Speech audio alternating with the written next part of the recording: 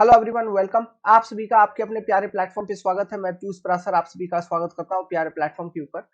सो हम पढ़ रहे हैं strength of material. Strength of material के अंदर हम पढ़ रहे थे चैप्टर नंबर 2। चैप्टर नंबर 2 के अंदर जो हमारी टॉपिक चल रही थी माइल्ड स्टील का स्ट्रेस स्ट्रेन कर्व। तो इससे रिलेटेड लास्ट वाले वीडियो में जो 2.5 घंटे का क्लास था उसमें बहुत सारे कंसेप्ट हमने डिस्कस किए हैं। उम्मीद करता हूं वो सारा कंसेप्ट आपको क्लियर हुआ होगा, जो भी बेसिक बात हम लोगों ने डिस्कस किया। अगर उनमें कहीं पर कोई डाउट आ रही है, कुछ बात अगर कोई पॉइंट नहीं समझ पाए तो आप कमेंट कर सकते हैं, हमसे पूछ सकते हैं, मैं आपको वो पॉइंट क्लियर कर दूंगा। ठीक है। सो अगर नहीं समझ में आया तो कोई बात नहीं, बाकी हमको जितना चाहिए था हमने वो सारा चीज उस पर्टिकुलर क्लास में एक्सप्लेन कर दिया। इस पर्टिकुलर क्लास में अब हम नोट्स राइटिंग करेंगे। इस कर्व में जितने भी पॉइंट्स हैं, जैसे पॉइंट ए है, पॉइंट बी है, सी डैश है, सी पॉइंट, डी, ई, एफ, जो भी जोन्स आप जो भी नाम वाम देख रहे हो, इनके बारे में हम लिखेंगे, नोट्स राइटिंग करेंगे। काफी इंपॉर्टेंट है ना। हमने बेसिक समझ रखा है, अब नोट्स राइटिंग करने में हमें दिक्कत नहीं आएगी। अगर आप लोगों ने ये डायग्राम को नहीं बनाया है तो इस डायग्राम को बना लीजिए। अगर बना लिया है लास्ट क्लास में तब तो बहुत अच्छी बात है। सीधा नोट्स लिखना चालू करते हैं। तो पॉइंट ए को हम क्या कहते हैं? It is called as linear limit, या फिर इसी को हम कहते हैं proportional limit. In this region, मतलब ओ से लेके ए तक जो आपका स्ट्रेस स्ट्रेन कर्व है वो एकदम स्ट्रेट होता है, एकदम एक सीधा लाइन बनता है, स्ट्रेट लाइन। कोई कर्व नहीं, कुछ नहीं, एकदम स्ट्रेट लाइन रहती है। हर एक मटेरियल का अपना प्रोपोर्शनल लिमिट होता है, हर एक मटेरियल का अपना अपना प्रोपोर्शनल लिमिट होता है। और विद इन प्रोपोर्शनल लिमिट जो स्ट्रेस स्ट्रेन प्रोफाइल बनती है वो एकदम स्ट्रेट होती है सभी मटेरियल के लिए। ये चीज आप ध्यान रखिएगा। प्रोपोर्शनल लिमिट के जस्ट जस्ट ऊपर जो पॉइंट होती है वो होती है इलास्टिक लिमिट। अब प्रोपोर्शनल लिमिट यहाँ है, मान लीजिए यहाँ इलास्टिक लिमिट है, तो प्रोपोर्शनल लिमिट से लेके इलास्टिक लिमिट के बीच में हो सकता है कि स्ट्रेट हो सकता है कर्व हो। मतलब लीनियर इलास्टिक मटेरियल हो सकती है या नॉन लीनियर इलास्टिक मटेरियल भी हो सकती है। जिसका stress strain profile proportional limit से लेके इलास्टिक लिमिट तक स्ट्रेट होगा उसे हम बोलेंगे लीनियर इलास्टिक मटेरियल।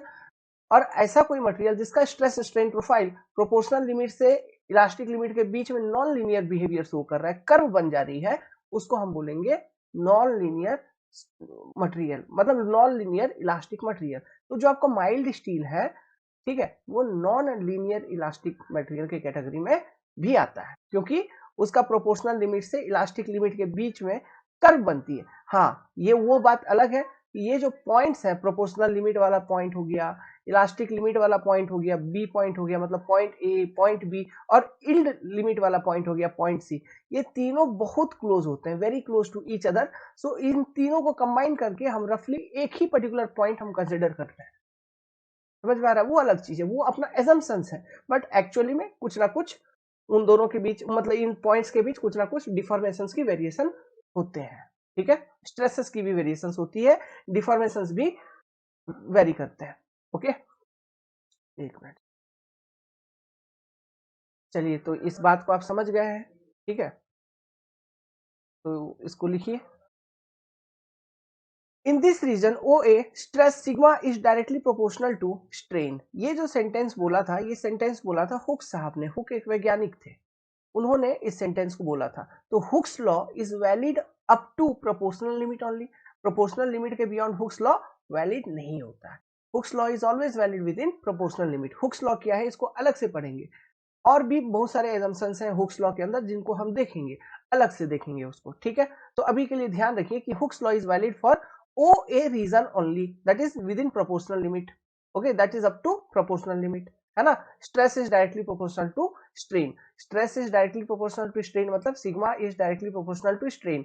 ये प्रोपोर्शनलिटी लिमिट को हटाने के लिए हमें कुछ कांस्टेंट को इंट्रोड्यूस करना होगा, तो जो वो कांस्टेंट इंट्रोड्यूस हुआ है वो इंट्रोड्यूस हुआ है ई, जिसको हम कहते हैं यंग्स मॉडुलस ऑफ इलास्टिसिटी। तो यहां से ई का अगर मैं वैल्यू निकालूं, ई इक्वल टू क्या हो जाएगा? Sigma upon E epsilon. तो सिग्मा को हम वाई एक्सिस के अलॉन्ग रिप्रेजेंट कर रहे हैं और अपस्लाइन को एक्स एक्सिस के अलॉन्ग रिप्रेजेंट कर रहे हैं। तो क्या ई को मैं d sigma upon d, sorry, d sigma upon d epsilon नहीं लिख सकता हूं क्या? डी अपस्लाइन बिल्कुल लिख सकता हूं। तो ये क्या है? इसको मैं D Y upon D X के फॉर्म में लिख रहा हूं कहीं ना कहीं। तो what is this? This is equal to ten theta. Ten theta मतलब slope. Slope of what? Slope of stress strain curve up to proportional limit is called as Young's modulus of elasticity. Of that material. यही बात हो गया। तो ई का definition clear है, ठीक है। ये एक तरह का इलास्टिक कांस्टेंट होती है। बहुत सारे और भी इलास्टिक कांस्टेंट होते हैं, जैसे पॉइजन्स रेशियो होता है, शियर मॉडुलस होता है, बल्क मॉडुलस होता है। सभी के बारे में इंडिविजुअली एक एक करके भी हम लोग पढ़ेंगे। ओके, सो अभी के लिए जस्ट इसको अब लिखना है साइड में तो लिख लो। ये हुक्स लॉ की मतलब थोड़ा सा उससे रिलेटेड चीजें मैंने आपको बता दिया। लिखना है तो एक स्टार पॉइंट बना के नोट में कहीं बगल में कॉर्नर में लिख लीजिए, कोई जरूरी नहीं है वैसे। बी, पॉइंट बी क्या था? It is called as elastic limit. इस पॉइंट को हम कहते हैं इलास्टिक लिमिट, ठीक है। इसको हम कहते हैं elastic limit. After unloading within point B, मतलब आपने मेंबर के ऊपर, ये मेंबर है मान लो, इस पे लोडिंग कुछ ऐसा लगाया है कि जो स्ट्रेस प्रोड्यूस हो रहा है वो स्ट्रेस प्रोड्यूस हो रहा है करस्पॉन्डिंग टू स्ट्रेस जो पॉइंट बी पर है, ठीक है, या उससे कम, या उसके बराबर, या उससे कम, उतना ही स्ट्रेस प्रोड्यूस हो रहा है, मतलब उसी तरह का आपने लोड लगाया है। तो कुछ डिफॉर्मेशंस हुए होंगे, तो वो जो डिफॉर्मेशंस हुए वो बहुत कम होते हैं, इलास्टिक डिफॉर्मेशंस होते हैं, जिनके बारे में हम स्ट्रक्चर ऑफ सोम में स्टडी करते हैं। ये चीज भी मैंने आपको बता दिया है ना। स्ट्रक्चर और सोम में हम इलास्टिक डिफॉर्मेशंस के बियॉन्ड स्टडी नहीं करते हैं। उसके बियॉन्ड वाला जो स्टडी होता है, एक स्टडी होता है प्लास्टिक एनालिसिस। ओके, वो चैप्टर हम स्टील में अलग से पढ़ेंगे, डिजाइन ऑफ स्टील स्ट्रक्चर में प्लास्टिक एनालिसिस की चैप्टर। तो वहां पे और कुछ कॉन्सेप्ट बताऊंगा related to plastic deformations. But अभी हम सोम और स्ट्रक्चर में जितने भी डिफॉर्मेशन डिफ्लेक्शन जो भी कैलकुलेट करेंगे वो सभी विद इन इलास्टिक लिमिट है। मतलब आप मेंबर से जैसे ही लोड रिमूव कर रहे हो तो वो डिफॉर्मेशंस भी वैनिश हो जाते हैं। मेंबर में जो भी शेप चेंज हुआ था वो शेप चेंज वैनिश हो जाता है और मेंबर अपने ओरिजिनल शेप एंड साइज को अटेन कर लेता है फिर से। तो ये वो सिग्निफिकेंस है इस पॉइंट बी का, है ना। तो it is called as elastic limit. After unloading within B the entire strain can be released. Strain जो भी प्रोड्यूस हुआ था वो रिलीज हो जाएगा, खत्म। And the body will regain its original dimensions. Okay, और क्या होगा, जो बॉडी है वो आपका ओरिजिनल डिमेंशंस को रिगेन कर लेगा, ओरिजिनल शेप एंड साइज को अटेन कर लेगा। That is the significance of point B. Now it is very much important, ये C dash and C point, C dash and C point. C dash क्या है? Upper yield point, और C क्या है? Lower yield point. C dash के corresponding बस simply ये लिख लो, किस चीज का बॉन्ड फेलियर होता है, कौन सा बॉन्ड फेलियर हो रहा था यहाँ पे? कार्बन एंड आयरन एटम के बीच में जो बॉन्ड थी वो बॉन्ड फेल होता है। सी के करस्पॉन्डिंग कौन बॉन्ड फेल होता है? आयरन आयरन के बीच में जो बॉन्ड है वो फेल होता है, ठीक है। तो ये इम्प्योर बॉन्ड है, ये सारा कॉन्सेप्ट आपको मालूम है, वो इम्प्योर बॉन्ड था तो वो ज्यादा लोड पे फेल करता है। और ये एफ बॉन्ड प्योर बॉन्ड है तो ये कम लोड पे ही फेल कर जाएगा, और एफ बॉन्ड की परसेंटेज ज्यादा है इसलिए, और चूंकि कार्बन एटम्स कम थे, है ना, इसलिए इल्ड प्लेट्यू आपको देखने को भी मिल रहा था, है ना, मतलब यूनिफॉर्म स्ट्रेंथ पे डिफॉर्म होता हुआ चल रहा था। यही चीज आपको इल्ड प्लेट्यू भी देखने को मिल रही थी। वो क्यों देखने को मिल रही थी? बेसिकली वो इसलिए देखने को मिल रही थी क्योंकि जो हमारा स्टील था, माइल्ड स्टील, वो लो कार्बन स्टील है, मतलब कार्बन एटम्स कम है इसलिए। अगर अधिक होते तो फिर वो इल्ड प्लेट्यू आपको देखने को नहीं मिलता, हाई स्ट्रेंथ शो करते वो अल्टीमेट स्ट्रेस पे जाती, फिर उससे बियॉन्ड जैसे ही आप लोड लगाने की कोशिश करते फेल हो जाता। समझ में आ रहा है? जो HYSD का होता है, मैं अभी इस क्लास में आपको HYSD के बारे में भी एक्सप्लेन करूंगा, बताऊंगा, लेकिन अभी हम माइल्ड स्टील के बारे में लिख लेते हैं। आगे लिखिए, the fall of stress from C dash to C, the fall of stress from C dash to C is due to sliding of carbon atom in the molecular structure of the steel. Sliding of what? Carbon atom. जब carbon atom मतलब deform हो गया, टूट गया, है ना, ये bond failure हो रहा है ना सी डैश पे, तो वो फिर वो अलग हो जाता है ना, मतलब उस स्पेस से स्लाइड हो जाता है, निकल जाता है वहां से किसी तरह से, ठीक है। वो निकल जाने के कारण जो बॉन्ड बचेंगे अब आयरन आयरन के बीच में बचेंगे, जो कि सी पॉइंट पे फेल होता है। समझ में आया बात? अब एक नोट लिखेंगे, नोट, इन WSM theory, working stress method, WSM मतलब वर्किंग स्ट्रेस मेथड थ्योरी, हम पढ़ेंगे डिजाइन में। It is assume that for mild steel the point A, B and C, proportionality limit point, elastic limit point and yield वाला point are very close to each other, but ठीक है, very close to each other, इसलिए इन तीनों को एक common point ही हम choose करते हैं, ठीक है, और उसको हम बोलते हैं मतलब यील्ड पॉइंट, ठीक है, वहां पे यील्डिंग चालू हो गया। अब वो जो यील्ड पॉइंट होगा उसका जो लोअर लिमिट होगा, मतलब जस्ट नीचे इलास्टिक पॉइंट होगी, और वो उसका जस्ट ऊपर यील्ड पॉइंट हो गया, और उसी के करस्पॉन्डिंग स्ट्रेस हो गया आपका सिग्मा वाई। सो आपसे कोई पूछे, मैंने ये पॉइंट बार बार बोला है कि for mild steel what is the upper limit of elastic stress, वो है सिग्मा वाई और कुछ नहीं। ठीक है, मतलब इन स्ट्रेस, बट एक्चुअली में क्या होता है, एक्चुअली में जो स्ट्रेसेस आप देखोगे, स्ट्रेसेस सबसे ज्यादा आपको किस पॉइंट के करस्पॉन्डिंग मिलेगा? ऑब्वियस सी बात है, stresses corresponding to sigma C is greater than stress corresponding to sigma B, and it is also greater than stress corresponding to proportionality limit.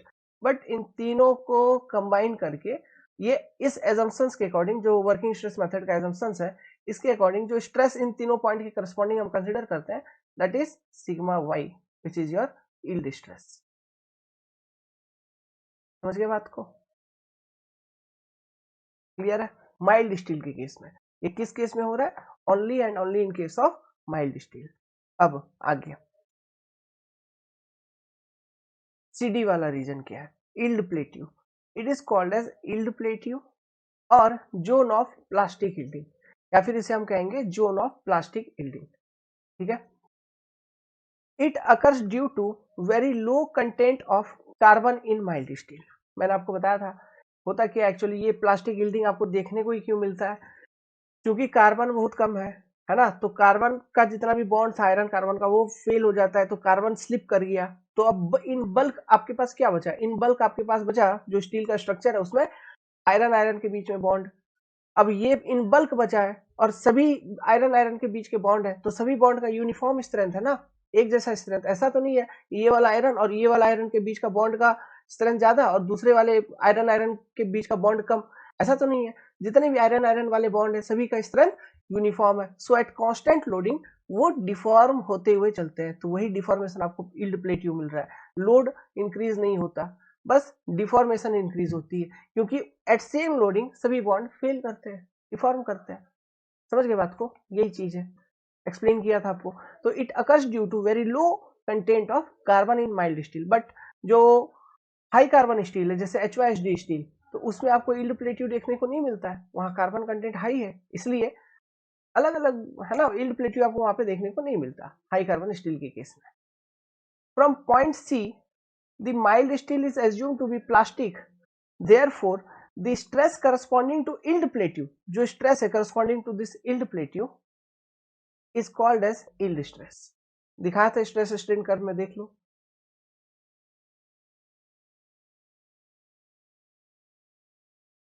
यही यील्ड प्लेट्यू के करस्पॉन्डिंग जो स्ट्रेस है ना, इसी को हमने लिखा sigma Y, which is your yield stress. और यील्ड स्ट्रेस का प्रैक्टिकल सिग्निफिकेंस क्या है?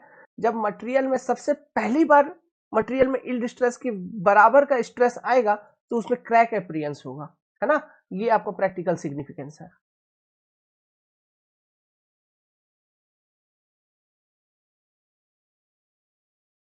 आगे लिखिए, इन प्लास्टिक यील्डिंग जोन में द स्ट्रेन इन मटेरियल या फिर डिफॉर्मेशन इन मटेरियल या strain in material increases, decreases लिखा गया, strain in material increases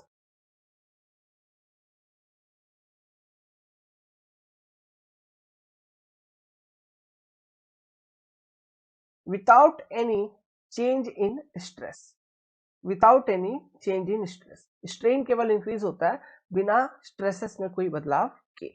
okay, ये जो स्टेटमेंट अभी आपने लिखा, इस स्टेटमेंट को आप यहां से वेरीफाई कर सकते हैं डायग्राम से। देखिए, स्ट्रेन बढ़ रही है, मतलब ये डिफॉर्मेशन आपका बढ़ रहा है, ठीक है, बट स्ट्रेस की वैल्यू वही सिग्मा वाई है, मतलब वही यील्ड स्ट्रेस के करस्पॉन्डिंग ही कंटिन्यूअसली डिफॉर्म होते चल रहा है, क्योंकि वही यील्ड स्ट्रेस के करस्पॉन्डिंग आपका जो बॉन्ड है आयरन आयरन के बीच में, वही तो डिफॉर्म कर रही है, वही तो ब्रेक हो रही है ना। तो इन बल्क बच रहा है, क्योंकि कार्बन आइटम कम है ना, तो इन बल्क जो हमारे पास बॉन्ड बच रहे हैं, वो कौन बच रहे हैं? आयरन आयरन के बीच के, है ना, स्टील के स्ट्रक्चर में आयरन आयरन वाले बॉन्ड सेम स्ट्रेंथ पे डिफॉर्म होते चलते हैं, तो डिफॉर्म होते चलेंगे और पॉइंट डी तक आते आते मैक्सिमम डिफॉर्मेशन हो चुकी होती है, जितना होना होता है, जितना फेलियर वगैरह होना होता है, डिफॉर्मेशन हो चुका होता है। उसके बाद क्या होता है? उसके बाद पॉइंट डी के बाद मैंने बोला एटॉमिक लेवल पे मिक्सिंग ऑफ एटम होती है, जो कार्बन के आयरन के जितने भी आइटम्स थे उनका मिक्सिंग होता है। साइकिल स्टैंड वाला एग्जांपल दिया था। तो मिक्सिंग ऑफ एटम होती है जिस कारण से वो फिर से स्ट्रेंथ रिस्पॉन्स शो करती है, लोड रिस्पॉन्स शो करती है डी टू ई वाले जोन में। इसलिए उसको हम स्ट्रेन हार्डनिंग जोन कहते हैं। मतलब उस जोन में मटेरियल आपको थोड़ा हार्ड हो जाता है ना। एक लास्ट प्रयास करता है आपका material mild steel load carry करने का। तो वो लोड कैरी करता है अप टू अल्टीमेट स्ट्रेस, है ना, पॉइंट ई अल्टीमेट पॉइंट है, वहां तक लोड कैरी करता है। उसके बाद फिर मटेरियल सॉफ्ट हो जाती है, अचानक सॉफ्ट हो जाती है। फिर थोड़ा सा भी लोड लगाओगे वो तुरंत, ज्यादा नहीं, तुरंत डिफॉर्म होके वो फिर फेल कर जाता है, ब्रेक कर जाता है। लोड कुछ भी इंक्रीज करने की जरूरत नहीं है, थोड़ा सा इंक्रीज कर दीजिए बस, इतना सॉफ्ट हो चुका होता है कि अल्टीमेट पॉइंट से थोड़ा सा भी, पॉइंट वन पॉइंट टू थोड़ा सा भी वेरी करवाएंगे ना, डिफॉर्म होके टूट जाएगी। देखिए लोड, पूरा लोड कर्व देखिए तुरंत डिक्रीज हो जाता है ना। तो वो लोड फिर वो पॉइंट ई पे नेकिंग हो जाती है, मतलब क्रॉस सेक्शन आपका एकदम पतला हो चुका होता है, ओके, और सॉफ्ट हो चुकी होती है मटेरियल। अब थोड़ा सा भी लोड इंक्रीज करोगे, वो लोड कुछ रेजिस्ट नहीं करेगा मटेरियल, बस डिफॉर्म होके टूट जाएगा, पॉइंट एफ पे टूट जाएगी। दो मटेरियल जो है आपका दो पार्ट में डिवाइड हो जाएगा। कप एंड कोन फेलियर होता है इन केस ऑफ ब्रिटल मटेरियल। मैं आपको तस्वीर दिखाऊंगा कप एंड कोन फेलियर का इसी पर्टिकुलर क्लास के अंदर। तो ये चीज आप यहाँ से वेरीफाई कर सकते हैं। एक चीज और देखो, मैं नोट करने के लिए बोलूंगा, ये चीज भी एग्जाम में पूछेगा। देखो जैसे हमने अभी बोला, ये माइल्ड स्टील के केस में point A, point B and point C are assume to be very close to each other. तो इसका मतलब यही है कि यहाँ जैसे मैंने पॉइंट सी के आसपास का स्ट्रेन जो है वो 0.12% दिखा है। मतलब आप ये कह सकते हो ये तीनों पॉइंट कहीं ना कहीं वो इलास्टिक पॉइंट है, इलास्टिक पॉइंट का अपर लिमिट है, ऐसा मान लीजिए, है ना। This is your elastic point, elastic limit of steel. तो इस इलास्टिक पॉइंट के करस्पॉन्डिंग जो स्ट्रेन आपको दिख रही है माइल्ड स्टील में, that is approximately 0.12% strain in mild steel corresponding to elastic limit. इतना स्ट्रेनिंग हुआ है, ठीक है। अब strain corresponding to point D जहां पर वो इल्ड प्लेट्यू खत्म हो रही है, कितना हो चुका है, 1.4%, 1.4%। अब मैं आपसे पूछूंगा एक सवाल कि ये जो इल्ड प्लेट्यू है ना, ये जो इल्डिंग हुआ है, मतलब ये कितना टाइम्स हुआ, इसमें जो स्ट्रेनिंग है ये 1.4, या फिर आप ये बोलो ये 1.4 कितना टाइम्स है इलास्टिक स्ट्रेन का। ये टोटल आपका प्लास्टिक स्ट्रेन है ना, क्योंकि इलास्टिक लिमिट के बाद जो भी स्ट्रेनिंग हुई है वो सारा का सारा प्लास्टिक लिमिट में जा रहा है ना। मतलब ये मान लो इलास्टिक लिमिट वाला पॉइंट है, तो इसके बाद जो भी स्ट्रेन है वो परमानेंट स्ट्रेन है, प्लास्टिक डिफॉर्मेशन है। मतलब आप लोड रिमूव करने के बाद अगर इस जोन में स्ट्रेस आ रही है मटेरियल के ऊपर, प्लास्टिक जोन में आ चुकी है मटेरियल के ऊपर स्ट्रेस, तो आप लोड रिमूव करोगे तो प्लास्टिक वो जो स्ट्रेस के कारण जो भी डिफॉर्मेशन वगैरह आए होंगे वो डिफॉर्मेशन रिगेन नहीं होंगे, केवल इलास्टिक डिफॉर्मेशन रिगेन होंगे। बाकी परमानेंट डिफॉर्मेशन जितना हुआ होगा उतना परमानेंटली रहेगा, वो रिगेन नहीं होगा। समझ में आ रहा है बात? ओके, तो ये प्लास्टिक स्ट्रेन है। तो मैं ये बोल रहा हूं कि आपसे क्वेश्चन पूछा जाएगा कि प्लास्टिक स्ट्रेन इलास्टिक स्ट्रेन का लगभग कितना होता है माइल्ड स्टील के केस में। तो सिंपली आप 1.4 को 0.12 से डिवाइड करोगे, अप्रोक्सीमेटली 11 पॉइंट समथिंग आएगी उसकी वैल्यू। मतलब इन जनरल थ्योरेटिकली हम पढ़ते हैं कि जो प्लास्टिक स्ट्रेन होती है वो इलास्टिक स्ट्रेन का 10 से 15 गुना के बीच में रहता है, कभी किसी के लिए कम कभी किसी के लिए ज्यादा। तो एक रेंज दिखा दिया। ये जो प्लास्टिक स्ट्रेन है, ये वाला plastic strain is approximately 10 to 15 times of elastic strain. ठीक है, तो इस पॉइंट को भी लिख लेते हैं। ओके, तो लिखिए plastic strain is approximately 10 to 15 times of elastic strain. आगे लिखिए, आगे लिखिए कि जो इलास्टिक स्ट्रेन है, इलास्टिक स्ट्रेन ये टेम्पोरेरी है,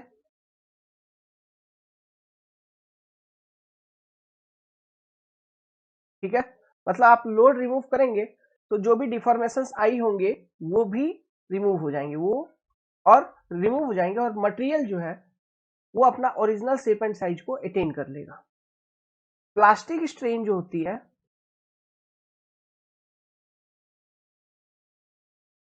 ठीक है, जो कि कब से शुरू होती है, इल्ड पॉइंट जब पहली बार आपको अचीव होता है उसके बाद से ही शुरू हो जाता है आपका प्लास्टिक डिफॉर्मेशन, है ना। तो प्लास्टिक डिफॉर्मेशन मतलब प्लास्टिक स्ट्रेन। ये परमानेंट होती है,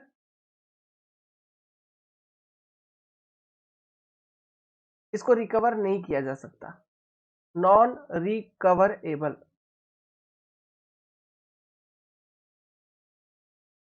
ये परमानेंट डिफॉर्मेशन होती है। क्लियर है बात? ठीक है, तो this are the your concept, elastic strain and plastic strain. तो ये दो बात को भी आप ध्यान में रखिएगा। ओके, और बाकी ये पॉइंट तो आपके लिए बहुत इंपॉर्टेंट है, एग्जाम में बहुत बार ऑब्जेक्टिव पूछा है। It is 10 to 15 times of elastic strain. जो प्लास्टिक स्ट्रेन होती है that is your 10 to 15 times of your elastic strain. अब डी से ई वाला रीजन, ये एक इंपॉर्टेंट रीजन है। डी टू ई, इस रीजन को हम क्या बोलते हैं? Strain hardening zone. ठीक है, स्ट्रेन हार्डनिंग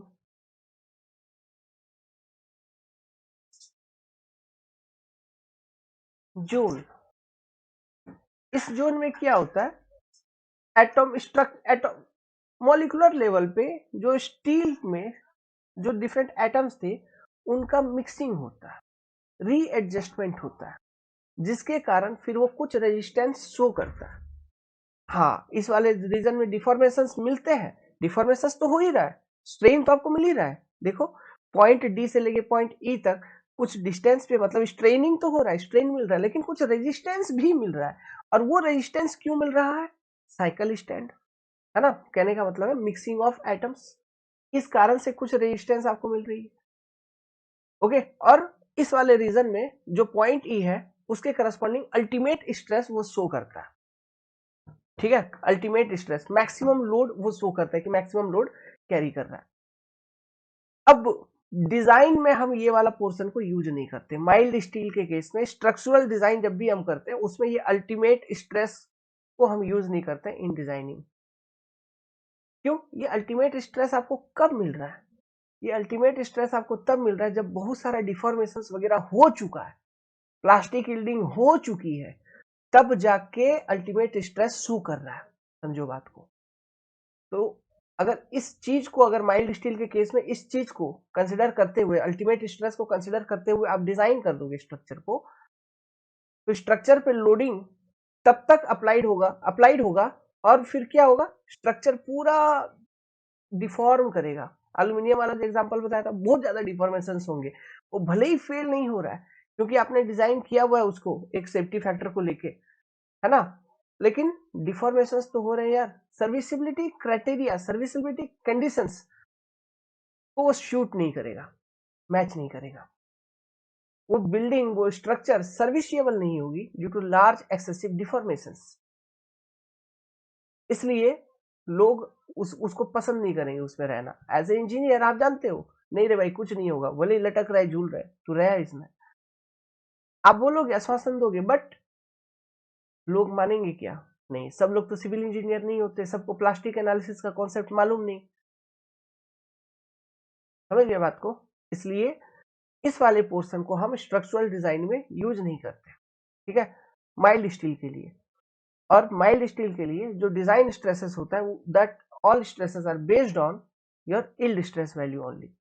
ब्रिटल मटेरियल के लिए ऑब्वियसली हम ultimate stress is my design stress. Okay, जो भी मतलब डिजाइन स्ट्रेस होता है वो अल्टीमेट स्ट्रेस पर ही बेस्ड होता है, क्योंकि वहां पर इलास्टिक पॉइंट, अल्टीमेट पॉइंट और ये फ्रैक्चर वाला पॉइंट, वो तीनों बहुत आसपास होते हैं। मैं अभी बताऊंगा एचवाईएसडी का स्ट्रेस स्ट्रेन कर्व, तब आपको समझ में आएगा फिर से। ठीक है, मैं बताऊंगा आपको, नॉट टू वरी। अभी माइल्ड स्टील के बारे में लिख रहे हैं तो कुछ पॉइंट लिखते हैं। ये एक बीच में आ गई थी चीज तो बोल दिया। देखिए D E, it occurs due to randomness of atom in molecular structure of steel. Randomness मतलब जो एटम्स हैं आयरन के, कार्बन के, सबके मिक्सिंग होते हैं, है ना, मॉलिक्यूलर लेवल पे। तो मिक्सिंग होने के कारण स्पेस कम रहेगा, तो लोड लगाओगे तो डिफॉर्मेशंस कम मिलेंगे। डिफॉर्मेशंस अगर कम हो रहे हैं मतलब वो क्या होंगे, जो एटम्स है वो एक दूसरे के करीब प्रेस होंगे, है ना, तो उस कारण से ये रेजिस्टेंस बेसिकली मिलता है। तो in this region strength of body increases because due to randomness, वो मिक्सिंग हो चुका है, इसलिए it is difficult to move the atom, क्योंकि वहां स्पेस कम बचे हैं फिर। है ना, मिक्सिंग हो जाता है इस तरह से कुछ कि स्पेस कम बचती है एटॉमिक लेवल पे, ठीक है, अंदर जैसे सॉइल में वॉइड वो कम है, उसी तरह यहाँ पे फ्री स्पेसेस कम होते हैं पार्टिकल्स के मूवमेंट के लिए। इसलिए जब मतलब आप इलोंगेट कर रहे हो तो स्पेस कम है, तो जितना स्पेस कम है उसी के करस्पॉन्डिंग डिफॉर्मेशन होगा। बाकी क्या होगा, जो एटम्स है वो एक दूसरे के अगेंस्ट में प्रेस करेंगे और लोड को, जो आप लोड लगा रहे हो उसको रजिस्ट कर रहे होंगे, इसलिए वो लोड कर्व भी शो हो रहा है। लेकिन वो करते करते करते एक पर्टिकुलर पॉइंट आएगा, कितना अरे भाई कितना दिखाएगा यार, अपना क्षमता कितना, सब पार्टिकल एक दूसरे के अगेंस्ट में प्रेस हो चुके हैं, समझो बात को, जितने भी एटम्स है सब प्रेस हो चुके हैं। अब और प्रेस हो चुके हैं, तो ये जो स्टेट है वो पॉइंट ई तक है, और उस तक में जितना डिफॉर्मेशन होना था वो हो चुका है। अब थोड़ा सा भी लोड लगाए, अब मटेरियल आपका सॉफ्ट हो जाएगा, और वो बस लोड वो कैरी नहीं करेगा, डिफॉर्म होता चलेगा, और पॉइंट एफ पे टूट जाएगा, ब्रेक कर जाएगा, फ्रैक्चर हो जाएगी। समझ गए, यही चीज हमने यहाँ पे लिखा है, तो लिखिए, in this reason strength of body increases because due to randomness it is difficult to move the atom in the molecular structure of steel. Note, this portion is not used in structural design. ध्यान रखना, ये mild steel के लिए हम बात कर रहे हैं, इस वाले पोर्शन को यूज नहीं किया जाता है स्ट्रक्चरल डिजाइन में। Point E, it is called ultimate point, it is called ultimate point,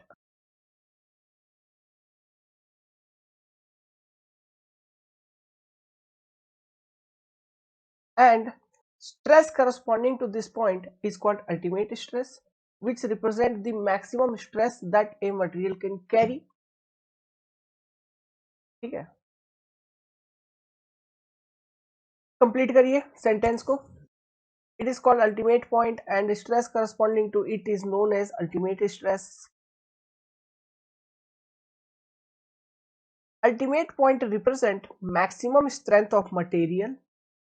For mild steel, strain corresponding to ultimate point is approximately 20%. Can you remember? Yes, you must. ठीक है, exam में सीधा सीधा direct questions आएंगे आपको। ये वाला एक नोट पॉइंट भी लिखिए, आपकी कॉपी में रहना चाहिए। For ductile material the design stress is yield stress, बहुत इंपॉर्टेंट नोट है, ठीक है, ध्यान रखना।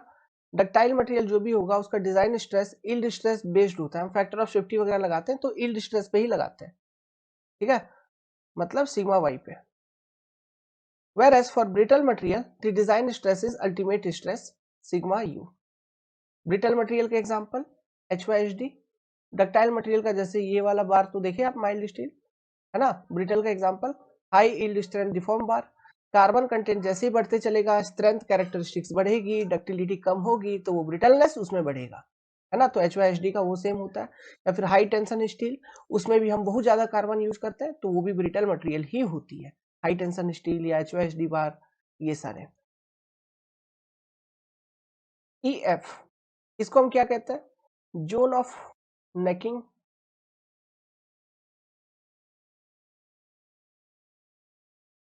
या फिर strain softening zone.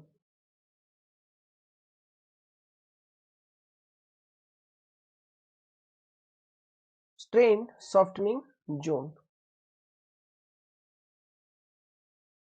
Zone of necking इसलिए कहते हैं क्योंकि cross section area of specimen decreases,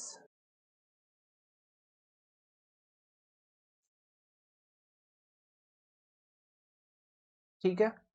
strain softening इसलिए कहते हैं क्योंकि मेंबर बिकम सॉफ्ट, या फिर material become soft, material becomes soft, soft हो जाता है वो, ओके। अब ये सब चीजें होने के कारण क्या होती है, overall strength of material reduces, strength of material decreases rapidly, यही हो रहा है, देखो curve, strength of material decreases rapidly and deformation increases, ultimately it fail or fracture at point F. strength of material decreases rapidly, deformation increases and ultimately the specimen fails at point F. तो यहाँ जैसे अपना ductile material था, mild steel is a ductile material, तो in case of our ductile material bracket में लिख लो cup and cone failure होता है, cup and cone failure for ductile material. ठीक है, ब्रिटल के लिए क्या होता है हम देखेंगे, बाद में देखेंगे, जहां टॉपिक जरूरत आएगी है ना वहां आप समझाएंगे सब कुछ। ओवरऑल मिक्सअप रहेगा कंटेंट, जहां जैसे जैसे जरूरत पड़ेगी वैसे वैसे समझते चलेंगे, तब इम्पैक्टफुल वे में लर्निंग होगी। तो cup and cone failure for ductile material, ठीक है, ये चीज भी एक्सप्लेन करूंगा, कप एंड कोन फेलियर पढ़ेंगे बहुत अच्छे तरीके से। ठीक है, बेसिकली इन सब चीजों को हम पढ़ेंगे थ्योरी ऑफ फेलियर्स में, कि किस किस तरह से मेंबर का फेल होता है, कौन से मेंबर का क्या कैसे, प्रिंसिपल स्ट्रेस एंड स्ट्रेन की कॉन्सेप्ट है एक, उसको पढ़ने के बाद। ओके, आगे बढ़ते हैं। पॉइंट एफ, पॉइंट एफ, ठीक है, पॉइंट एफ को हम फ्रैक्चर पॉइंट कहते हैं या ब्रेकिंग पॉइंट भी कभी कभी कहा जाता है ना, स्पेसमेन वहां पे दो टुकड़ों में बढ़ जाती है, फ्रैक्चर पॉइंट। ठीक है, that is specimen break into two pieces, breaks into two pieces। ठीक है, आगे देखिए, जो स्ट्रेन की वैल्यू देखो, मैं मेरा इंटरेस्ट इसमें है, स्ट्रेन का वैल्यू क्या है फ्रैक्चर पॉइंट के करस्पॉन्डिंग। जो स्ट्रेस स्ट्रेन कर्व मैंने आपको माइल्ड स्टील के केस में बनवाया, उसमें मैंने वहां पे लिखा है स्ट्रेन की वैल्यू अप्रोक्सीमेटली 25 टू 30% के रेंज में रहता है, तो ये डेटा याद रखना। तो strain corresponding to fracture point is approximately 25 to 30%। तो strain corresponding to fracture point is approximately 25 to 30%। ठीक है, ये पॉइंट लिख लिया, ये याद रखना। अब मुझे ये बताओ, ये जो फ्रैक्चर स्ट्रेन है किसके ऊपर डिपेंड करता है? तो fracture strain depends on percent of carbon, percent of carbon in steel, यही बात है, percent of carbon in steel. कैसे क्यों अभी बताता हूं। कार्बन इन स्टील, अगर percent of carbon is more then fracture strain is less, fracture strain is less,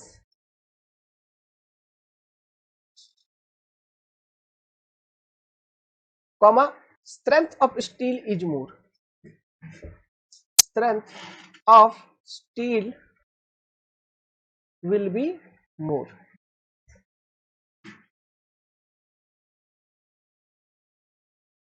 समझ में आ रहा है? तो ये लॉजिक आप ध्यान रखना, ये एग्जाम में ये सेंटेंस एज ऑब्जेक्टिव क्वेश्चंस बहुत बार पूछे हैं।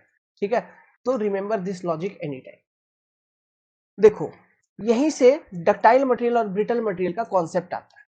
कॉन्सेप्ट क्या है, एक जनरल सा कॉन्सेप्ट बताता हूं।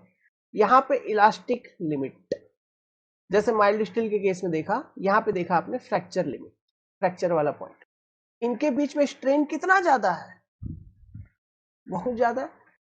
तो अगर इलास्टिक लिमिट और फ्रैक्चर लिमिट के बीच में स्ट्रेन बहुत ज्यादा है, स्ट्रेन का डिफरेंस बहुत ज्यादा है। इलास्टिक लिमिट के केस में, जो माइल्ड स्टील के केस में स्ट्रेन था 0.12% और फ्रैक्चर तक होते होते स्ट्रेन हो गई कितना, 25% अप्रोक्सीमेटली। तो समझिए स्ट्रेन डिफरेंस कितना ज्यादा है, कितना ज्यादा डिफॉर्मेशन हुआ, और लोडिंग वही अप्रोक्सीमेटली सेम, और maximum deformation approximately same loading के करस्पॉन्डिंग हुआ है, जो कि यील्ड स्ट्रेस के करस्पॉन्डिंग लोड है। तो सेम लोडिंग पे मैक्सिमम डिफॉर्मेशन वो शो किया, इलोंगेशन काफी ज्यादा हुआ, तो इस तरह का मटेरियल को हम कहेंगे डक्टाइल मटेरियल। लेकिन अगर एट द सेम टाइम ये होता कि आपका ये जैसे इलास्टिक पॉइंट है और ये जो फ्रैक्चर पॉइंट है ये कहीं करीब करीब रहती है, इलास्टिक पॉइंट के आसपास ही। ठीक है, तो इन दोनों के बीच में डिफॉर्मेशन काफी कम होते हैं। मतलब मटेरियल जैसे ही अपना इलास्टिक पॉइंट रीच करता है उसके बाद थोड़ा सा डिफॉर्म होकर फेल कर जाता है, तो उस तरह का मटेरियल को हम कहेंगे ब्रिटल मटेरियल। समझ में आ रहा है बात? ठीक है, तो इसको भी थोड़ा लिख लेते हैं। आप ऐसे करके लिखिए, ये डायग्राम ऐसे बना लो। ठीक है, ये डायग्राम ऐसे बना लो, यहाँ पे लिख दो डी, यहाँ पे लिख दो बी। ठीक है, ऐसा ये डायग्राम इसको बना लो, एक स्टार नोट देके आप बना लो यहाँ पे। ओके, और ये सिग्मा वाई मिटा दो, इसका कोई मतलब नहीं है, ये जस्ट समझाने के लिए बोला था। एक ऐसा एक नोट स्टार पॉइंट लिखिए, उसके बाद हम पॉइंट लिखते हैं। Ductile material are those material which have large difference between elastic strain and fracture strain. Brittle material are those material which have very small fracture strain after its elastic limit. है ना, तो वो material होता है आपका brittle material. अब चलिए थोड़ा जानकारी हम HYSD स्टील के बारे में लेते हैं, तब वहां से थोड़ा अपना और कॉन्सेप्ट अभी खुलेगा। देखो HYSD स्टील का क्या होता है। HYSD स्टील मतलब हाई यील्ड स्ट्रेंथ डिफॉर्म्ड बार। ठीक है, इसका फुल फॉर्म क्या है, हाई यील्ड स्ट्रेंथ डिफॉर्म्ड बार। जनरली जो हमारे पास HYSD बार देखने को मिलता है, जो हम यूज करते हैं बेसिकली, वो यूज करते हैं Fe415, एक ग्रेड ऑफ स्टील होता है, और एक ग्रेड ऑफ स्टील आप देखोगे Fe500। यही दो ग्रेड ऑफ स्टील बेसिकली हम यूज करते हैं। आरसीसी में हर जगह आप यही दो ग्रेड ऑफ स्टील पढ़ रहे होंगे। ठीक है, जब भी हम पढ़ेंगे तो हम यही नहीं दो ग्रेड ऑफ स्टील को देख रहे होंगे।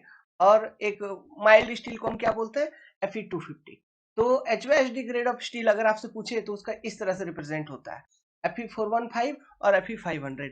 यहाँ पर ये जो 415 क्या है, ये उस स्टील का यील्ड स्ट्रेस है। यील्ड स्ट्रेस मतलब समझ में आ ही रहा है। यील्ड स्ट्रेस मतलब वो पर्टिकुलर लोड जिसके करस्पॉन्डिंग जो स्ट्रेस डेवलप हो रहा है उसके करस्पॉन्डिंग मटेरियल के अंदर सबसे पहली बार क्रैक डेवलपमेंट हुआ है, या सीधी सीधी कहें तो दैट पर्टिकुलर स्ट्रेस वैल्यू जिसके करस्पॉन्डिंग मेंबर में फर्स्ट क्रैक अपीयर हो रहा है, that stress is your yield stress. यही बात है। जैसे हमने माइल्ड स्टील के केस में देखा स्ट्रेस स्ट्रेन कर्व, जो हमने माइल्ड स्टील के केस में देखा, क्या देखा माइल्ड स्टील के केस में, देखिए माइल्ड स्टील के केस में हमने इस तरह से एक कर्व देखा। एक मिनट, इनिशियली रुको भाई थोड़ा सा, इसीलिए थोड़ा हमने अपना कैमरा ऑफ कर दिया। कंप्यूटर क्या मेरा थोड़ा स्लो चल रहा है अभी, पता नहीं कुछ अपडेट करना होगा शायद। इनिशियली आपका एक स्ट्रेट लाइन था, ये जो स्ट्रेट लाइन आप देख रहे हो इतना ज्यादा स्लोपी नहीं होता, ये ना आप सोचो कि ये लगभग वर्टिकल ही होता है ऐसा। ठीक है, उतना ज्यादा स्लोप भी नहीं होता है, बस हम अपने को समझाने के लिए हम थोड़ा बना देते हैं। तो ये स्ट्रेट लाइन ऐसा, ठीक है, फिर उसके बाद इस तरह से कुछ एक देखे आपने, फिर यू, फिर यू, ऐसा। ठीक है, अब इसमें जो डिफरेंट पॉइंट्स थे वो पॉइंट कौन कौन से थे, देखिए एक तो यहाँ पर कहीं पर एक पॉइंट था जिसको हम प्रोपोर्शनल लिमिट कहते थे। ठीक है, प्रोपोर्शनल लिमिट के जस्ट ऊपर एक पॉइंट था जिसको हम कहते थे इलास्टिक लिमिट, है ना, ई कह दिया, इलास्टिक पॉइंट, इलास्टिक लिमिट वाला पॉइंट मान लो। फिर यहाँ पे माइल्ड स्टील के केस में दो और पॉइंट आपको देखे, एक सी डैश देखे, एक सी पॉइंट देखे। ठीक है, अपर यील्ड लोअर यील्ड सब चीज आपको मालूम है। ठीक है, HYSD स्टील जो होता है ना, इसमें कार्बन की परसेंटेज ज्यादा होती है, हाई कार्बन स्टील होते हैं ये, high carbon steel, high carbon steel, इनमें कार्बन की परसेंटेज ज्यादा होती है। और आपको मालूम है कार्बन की परसेंटेज यदि ज्यादा होगी तो बेसिक कॉन्सेप्ट मैंने आपको बता रखा है, होगा क्या कि उसका डक्टिलिटी कम होगा, ब्रिटलनेस ज्यादा होगा। डक्टिलिटी कम होने का क्या मतलब है, देखिए HYSD स्टील का अगर मैं कर्व बनाऊं स्ट्रेस स्ट्रेन वेरिएशन, तो यहां तक लगभग ये जो प्रोपोर्शनल लिमिट है ना, यहां तक उसका भी सेम रहेगा, यहां तक वो भी स्ट्रेट रहेगी। लेकिन इसके बाद वो जो HYSD का कर्व है वो इस तरह से कुछ देखने को मिलेगा ऐसा। ठीक है, फिर ये मान लो Fe415 के करस्पॉन्डिंग वाला कर्व है, Fe415 ग्रेड के लिए, Fe500 के लिए और थोड़ा ऊपर देखने को मिल जाएगा। मतलब यहां तक सेम रहेगा, कहां तक, एक मिनट रुक जाओ, यहाँ तक। अब ये यहाँ से यहाँ तक ये वेरिएशन भी सेम रहेगी, फिर ऐसा चले जाएगी, ये Fe500 के लिए हो जाएगा इस तरह का कर्व। समझ रहे हो बात को? आराम से ध्यान से देख के बनाना, ठीक है। अब ये जो इस तरह का कर्व बन रहा है HYHD का, तो इसमें होगा क्या, इसमें जो पॉइंट है उसको समझिए। जैसे ये तो माइल्ड स्टील के लिए है, ये वाला Fe250 के लिए है, दिस इज फॉर Fe250, ठीक है। अब ये ब्लू वाले फिर हम HYHD के लिए बता रहे हैं। तो प्रोपोर्शनल लिमिट से मैंने चेंज किया है, प्रोपोर्शनल लिमिट के आसपास से फिर मैं सीधा गया और फिर इस तरह से चेंज किया। यहाँ पर कहीं पर इसका अल्टीमेट पॉइंट होता है, ठीक है, अल्टीमेट पॉइंट, और इधर कहीं पर उसका फ्रैक्चर पॉइंट होगा। तो अल्टीमेट पॉइंट और फ्रैक्चर पॉइंट बहुत करीब करीब है, तो इन दोनों के बीच में स्ट्रेन जो है ना वो बहुत कम होती है, ठीक है। इन दोनों के बीच में स्ट्रेन काफी कम होती है। मतलब यही समझो ना कि HYHD ब्रिटल इसलिए होता है क्योंकि उसमें डिफॉर्मेशन कम होता है, डिफॉर्म वो ज्यादा नहीं होता। जैसे माइल्ड स्टील आपका सेम स्ट्रेस वैल्यू पे कितना डिफॉर्म कर रहा है, यहाँ पे इल्ड प्लेट्यू आपको देखने को मिल रहा है माइल्ड स्टील में, तो इसलिए ये डक्टाइल है। समझ में आ रहा है? और ये इल्ड प्लेट्यू बेसिकली इसलिए देखने को मिल रहा है क्योंकि कार्बन परसेंटेज लो है, बट यहाँ पर कार्बन परसेंटेज हाई है, ठीक है। अब इसकी इलास्टिक लिमिट जो होती है किसकी, HYHD की, वो उसके अल्टीमेट स्ट्रेस के आसपास ही होती है। ओके, सुन रहे हो, मतलब समझ रहे हो क्या बोल रहा हूं?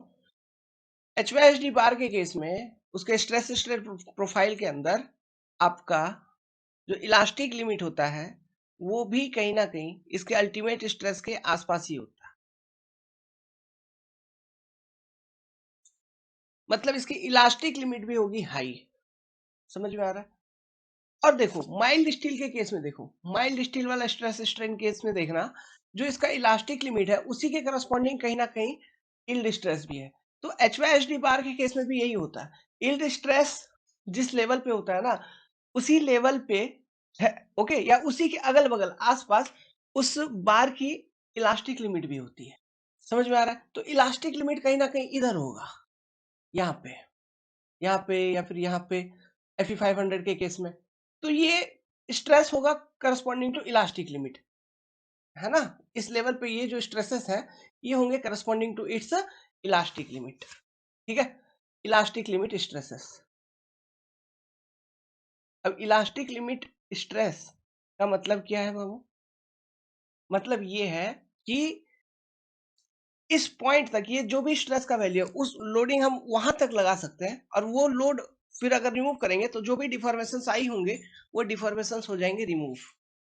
तो मान लो किसी मटेरियल में या फिर किसी मटेरियल का इलास्टिक लिमिट हाई है, तो आप ज्यादा लोड उस मटेरियल पे लगा पाएंगे और वो ज्यादा डिफॉर्म करेगा, फिर जैसे ही आप लोड रिमूव करेंगे तो उसकी डिफॉर्मेशन हो जाएगी वैनिश, खत्म।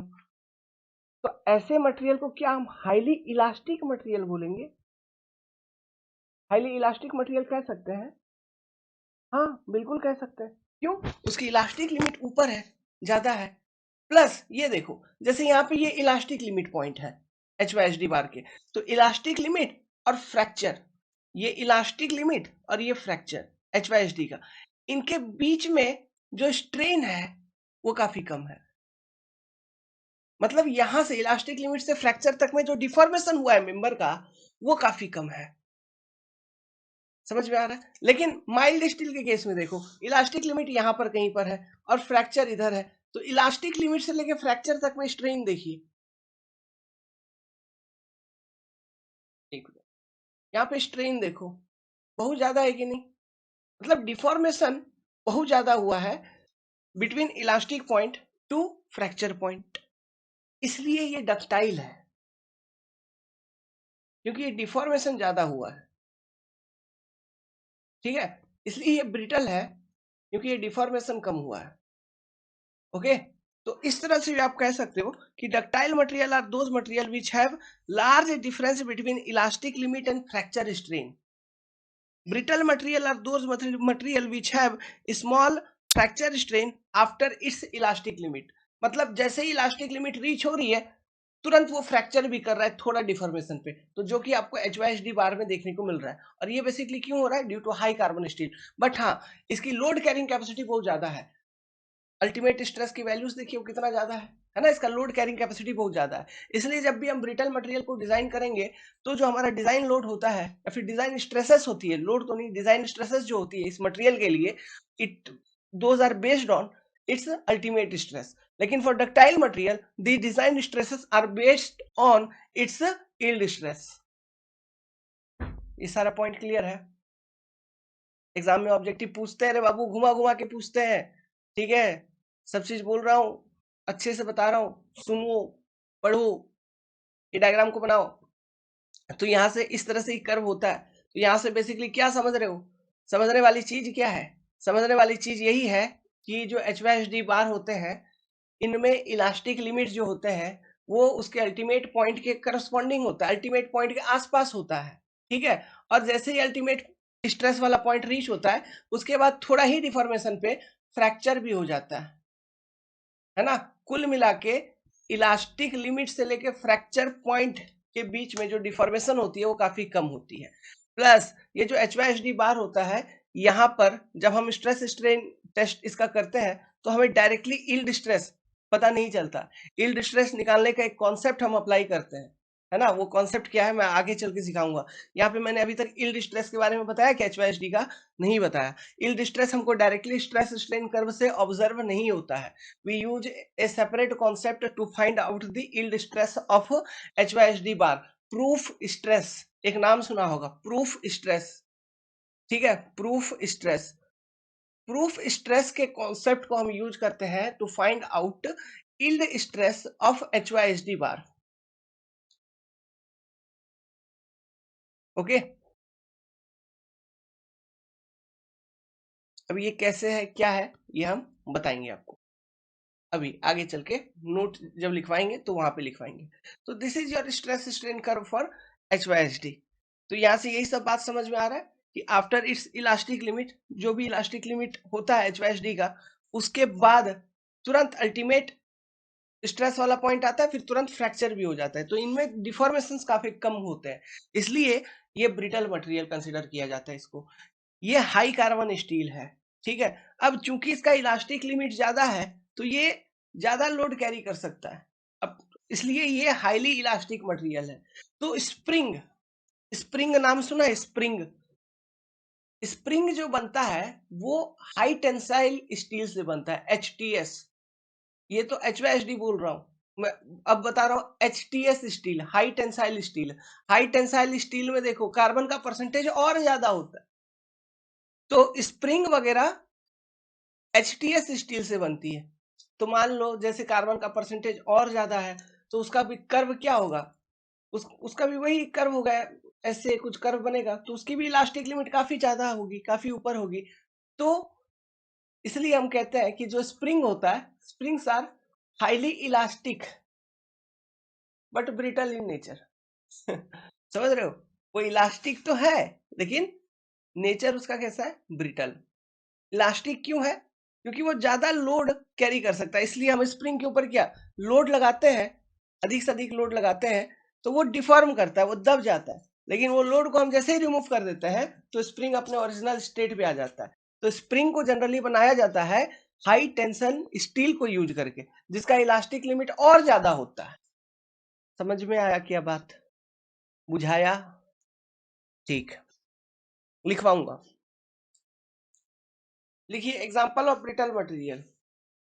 हाई टेंसाइल स्टील, इसको हम HTS बोलते हैं। इसमें परसेंटेज ऑफ कार्बन ज्यादा होता है, percentage of carbon is more, बहुत ज्यादा। इसलिए इसकी लोड कैरिंग कैपेसिटी तो ज्यादा होती है, स्ट्रेंथ तो ज्यादा होती है, but brittle in nature. Spring जो होते हैं, spring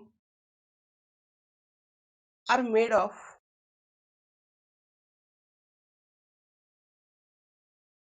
high tensile steel. Engineering service examination में पूछ लिया था। अब पूछा गया था, पूछा ये था कि स्प्रिंग्स जो होता है वो ब्रिटल होता है, ट्रू और फॉल्स? बताओ यार, कंफ्यूजन? स्प्रिंग है, अरे स्प्रिंग है, स्प्रिंग को तो मैं ऐसे टान रहा हूं तो लंबा हो ही जा रहा है, और दबा रहा हूं तो दब ही रहा है, तो ब्रिटल कहां? तो डक्टाइल होगा ना। अरे धनिया, ब्रिटल डक्टाइल उस चीज को कहते ही नहीं है। ब्रिटल डक्टाइल किसको कहते हैं? ब्रिटल डक्टाइल हम कहते हैं मटेरियल का स्ट्रेस स्ट्रेन कर्व को देखते हुए उसका इलास्टिक लिमिट, उसका फ्रैक्चर लिमिट, इनके बीच में अगर डिफॉर्मेशन ज्यादा है तब वो डक्टाइल है, अगर इनके बीच में डिफॉर्मेशन कम है तो वो ब्रिटल है। समझ में आ रहा है ना? तो जो स्प्रिंग होता है वो हाई टेंसाइल स्टील को यूज करके बनाते हैं, इसलिए spring are spring are brittle but highly elastic.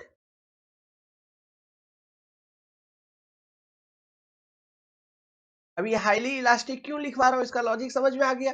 जैसे हाई टेंसाइल स्टील है, ठीक है, हाई टेंसाइल स्टील, उसका स्ट्रेस स्ट्रेन कर्व देखोगे तो उसका इलास्टिक पॉइंट भी बहुत ज्यादा है, तो इलास्टिक पॉइंट के करस्पॉन्डिंग लोड कैरिंग कैपेसिटी भी ज्यादा है, इसलिए हाईली इलास्टिक।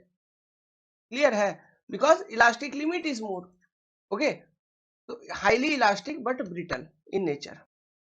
तो spring are brittle but highly elastic, ध्यान रहेगा।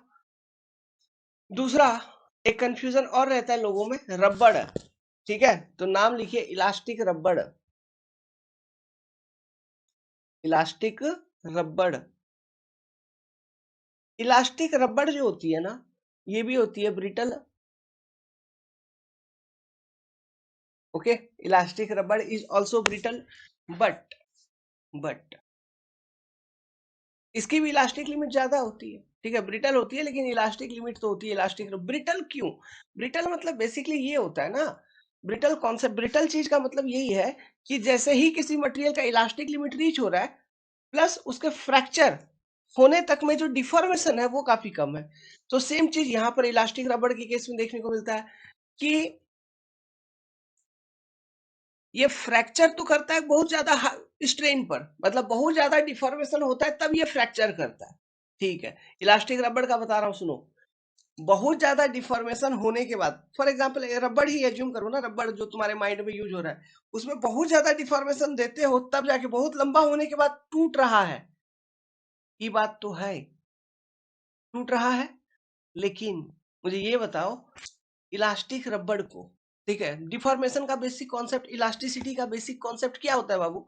दिमाग लगाना, साइंस है। देखो कोई मटेरियल है, ठीक है, इलास्टिसिटी का बेसिक मतलब ये मटेरियल का लेंथ एल है, इस पर मैंने एक लोड लगाया, लोड लगाने के बाद उसका लेंथ मैंने बहुत बढ़ा के एल प्लस डेल्टा एल करवा दिया, इतना हो गया total length.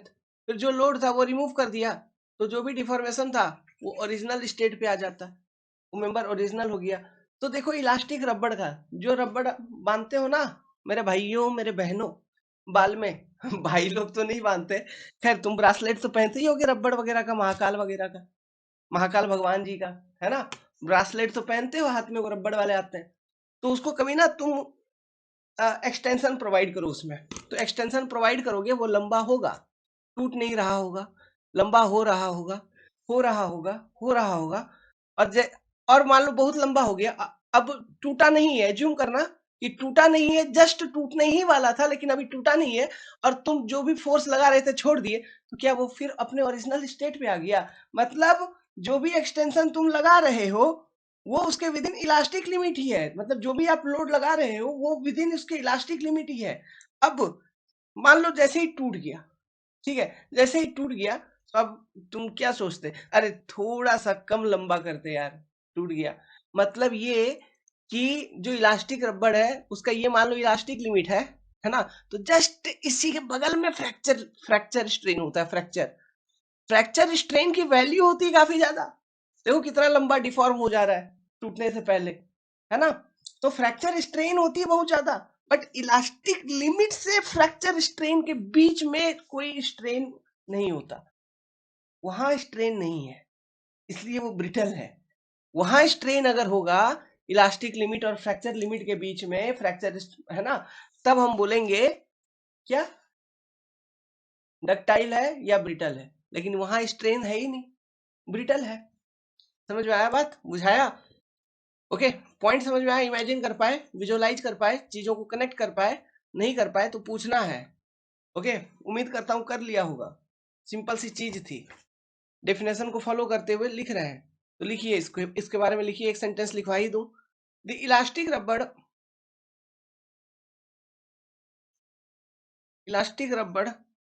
has very low, sorry, very high fracture strain,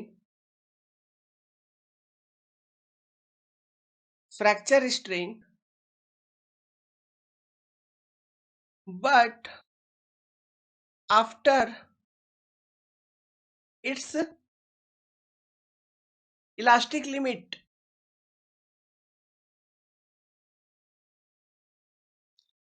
it fail immediately.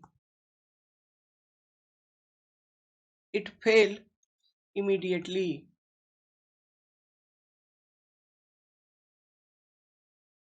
Clear है? इंटरव्यू में पूछेगा, एक्सप्लेन कर देगा immediately, hence it is called brittle.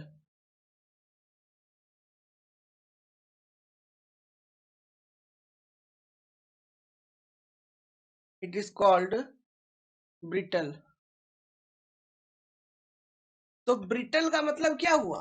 Brittle का मतलब यही हुआ कि किसी भी मटेरियल का इलास्टिक लिमिट और फ्रैक्चर पॉइंट, इलास्टिक लिमिट और फ्रैक्चर पॉइंट, ये इलास्टिक लिमिट है मान लो, और ये फ्रैक्चर पॉइंट, एक मिनट इधर क्लियर कर लेते हैं, ये इलास्टिक लिमिट और ये फ्रैक्चर पॉइंट, अगर स्ट्रेन ज्यादा तो डक्टाइल, अगर स्ट्रेन कम तो ब्रिटल. तो ब्रिटल का एग्जांपल जैसे HYSD, इलास्टिक लिमिट के जस्ट थोड़ा से ही उसके बाद थोड़ा डिफॉर्मेशन होता है, फ्रैक्चर हो जाता है, तो स्ट्रेन कम तो ब्रिटल. हाई टेंसाइल स्टील वगैरह, मतलब कार्बन परसेंटेज जैसे जैसे बढ़ा रहे हो उसकी ब्रिटलनेस बढ़ रही है ना, क्योंकि इलास्टिक लिमिट और फ्रैक्चर पॉइंट के करस्पॉन्डिंग जो स्ट्रेन है वो स्ट्रेन काफी कम है.